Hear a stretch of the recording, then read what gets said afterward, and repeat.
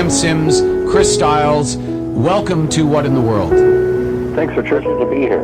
And obviously you're here. We talked about it a little off the top, and I know it's hard to just sort of summarize this, really quickly. But let's start, Graham, with you, and I guess the Shag Harbor incident. Give us the background. I'd heard of it just a little bit growing up. And once I got more involved in the UFO phenomena via Dr. John Mack when I was living in Boston, I became a little more familiar with it through documentaries. History Channel, Discovery, Space Channel, all did documentaries on it. And I happened to be at a party with one of those filmmakers on Halloween in mid-2000s, and sitting next to me was Christopher Stiles. So we had a long conversation, and that's when I began working with him, interviewing him initially several dozen times. And Chris, this really would have been forgotten if it wasn't for Chris. I can't say enough about his dedication to this. He wrote the book Dark Object in, I think it was 2001 with Don Ledger. And really single-handedly, he just brought this out of the dustbin of history. And that began, my research into this. And so Chris really provided the bedrock in the new book, Impact of Contact, that we wrote together. I sort of analyzed his investigation, and I added a little bit of paranormal type things, stuff that had been going on throughout Nova Scotia that related tangentially to the phenomena and to the Shag Harbor incident as well. And Chris, again, as Graham points out, this is really ultimately something that you've kept the pulse not only alive but now thriving, and obviously with things like the Modern Knowledge Tour, this is going to grow. Give us a little background on the Shag Harbor incident. Those that were there and the eyewitnesses, what we knew and what we remembered, and to see, even when I first went back and looked at the headline story in the Halifax Herald and see Canada's most conservative broadsheet had a headline that looked like something from the National Enquirer or a tabloid of the day, it was very exciting. And next thing you know, something that I had no intention of writing a book or going on television was much more than a hobby. And give us that headline again for those people who aren't familiar with it, Chris. Yeah, there's a 2-inch red headline from the Halifax Chronicle Herald of the day. Like I say, by most people's opinion, Canada's most conservative broadsheet. And that headline reads, "Could be something concrete in Shag Harbor UFO-RCIF, Royal Canadian Air Force." And as we know, they did a search. It extended for 5 days. I mean, what people saw that night basically was 4 flashing lights that went in sequence 1, 2, 3, 4, and all at once. Not, what you would see in commercial aircraft. It hovered for 5 minutes after first flying into the area from an easterly direction. After 5 minutes, it tilted to a 45-degree angle, and the UFO descended rapidly to the water surface, producing the flash and the sound of an explosion. What was interesting, and one of the unique things about Shag Harbor, is that nobody reported a UFO. 7 witnesses called from nearby locations to the local RCMP detachment in Barrington Passage. What else is cool about the story is when the RCMP arrived, the UFO was still there, and they see it on the water. One of the 2 officers out on Highway Patrol actually saw it in the air. And at this time, you have the crowd, we're well into the double digits now watching this thing. And like I say, everybody called and just simply said lights had gone to the water, or they thought a plane had gone down. Their concerns were for survivors. And they commandeered 2 boats and approached it, but before they could reach the UFO upon the water, it either submerged or disappeared. Searching went on to 3 a.m., resumed at first light. There was a naval search and divers for 5 days, and eventually the search was terminated, reporting no results. But at no point was there an admission that it had been nothing. There was no missing or late aircraft. And at the end of it all, they said what we're certain is that something had gone into the water, but they did not know what it was. And Chris, this is David jumping in. Pleasure to talk to you guys again. I just wanted you to mention to people the amount of extensive data that you had access to through such as things like the Freedom of Information Act and all the other different source material for people.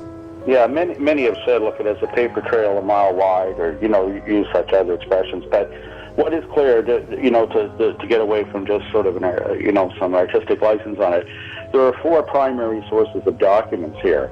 And one of the great things, which, I often give this soundbite, but I mean it's true, is that, look, it remains still, I mean, there are other crash scenarios, but it's the only one that's really supported in that interpretation by these Canadian government documents. And they're freely available to anybody that goes to the source, and there's no controversy whatsoever as to the origin or authenticity of them. Many are from National Archives, the Department of National Defense's Directorate of History, St. Mary's University in Halifax, and things like that. And, they're beyond reproach. And the other thing that's interesting is the insight they give us into how serious the government took this. In fact, this case and cases like the Stephen Michelet case in Falcon Lake, Manitoba, and a few others are always cited as the reason that UFO investigations were removed from the Canadian military and given to Canada's National Research Council for what they deemed serious scientific investigation. And that did happen initially, but that system broke down as people retired, and it was put on the back burner. But I mean, it's a very important case. It made policy, it shaped it, but what was clear is that obviously the officials thought this was the real deal. This wasn't incoming space junk. This wasn't a missing or delayed aircraft. Part of the story that was unearthed by my reinvestigation, the thing is, we know now that at Shag Harbor, by the time the military search began, that there was a second simultaneous search that the public was unaware of off of Shelburne, Nova Scotia, about 25 miles from the impact site. And this was a second simultaneous search. And up in that area, near the former, and in fact it was Canada's most secret base, Canadian Forces Station Shelburne, on Sandy Point Road, we've had reports of people that saw typical grays there in the fog at a time when they tried to close the road. And, these reports there were unknown before the reinvestigation. Certainly all the reports that dealt with what happened in the Shag Harbor area were, unrestricted from source. However, it's been quite the chase, and more than a paper chase, to track down the stories and the witnesses that saw, these really extreme things. But then again, the divers themselves, that were not in Shag Harbor, but at the Shelburne end of this operation, diving, claimed to actually see grays under the water. And Wow. Once they saw that there were two craft there, the mission went from being an attempted recovery to simply one of observation. Well, that's about as fascinating as it gets, because the amount of eyewitness testimony that you're going to find around the world of actual beings, but this particular type of context around ships and water is not new. I mean, we've heard this. Obviously, people are familiar with stories about Lake Titicaca in South America, and again, with you could fill a thimble with what we really know and understand about this phenomenon. What if I was to ask you to speculate beyond what you know from a hell of a lot of actual empirical data? Is this something you think was a one-off? Because I know Graham, and I'll ask you, Graham, because you mentioned earlier about the other supernatural things going on in the area, but is this something that you believe was a one-off, or do you believe this is part of something that was perhaps going on for a long time? Yeah, 2 points to address that. In the citizens' disclosure, the recent activity going on in D.C., Stephen Greer was presenting. Richard French gave testimony, and he was involved in Blue Book, apparently. And he told a story there about, I think it was 1952, about being involved in a very similar UFO sighting and crash just off the coast of St. John's, Newfoundland, in which there was also two discs just under the water, and there was also grays sighted. So that was 1952. And my second point goes back to your second last question, which was about the legacy of Shag Harbor.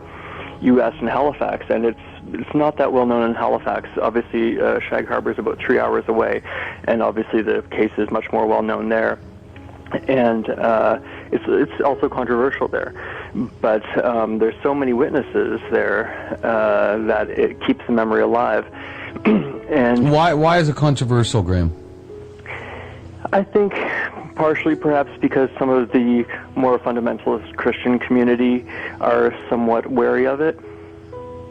Yeah, because I mean, this is one of the things we haven't talked about already, and I'm sure you encountered this as well, Chris, that witnesses, it's one thing for people to actually witness something, it's another thing for them to actually share it, knowing full well that especially when often this happens in smaller communities, the default for most people is, which is almost, when you think about it, it's almost crazy when you think that something could override the ability to talk about seeing something this phenomenal. But the default with most people, Chris, seems to be, wow, do I really want to taint myself with the stigma of being that guy?